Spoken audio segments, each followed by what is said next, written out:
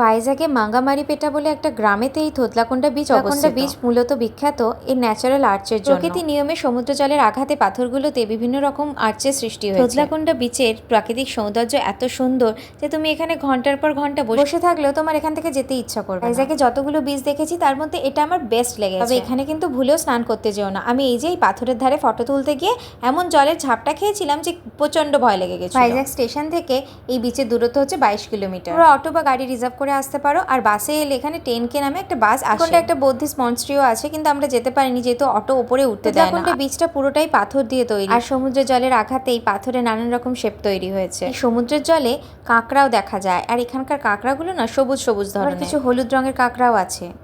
তোমরা যারা ভাইজাগে আসবে এই বিচটা দেখতে কিন্তু মিস করো না। ভিডিও করা আর ফটো তোলার জন্য তো বেস্ট এই বিচটা। বিচের ধারে আমরা বেশ কতগুলো মরা টার্টেল দেখেছি, হয়তো জলের আঘাতে বা বয়সের ভারে এই টার্টেলগুলো মরে গেছে।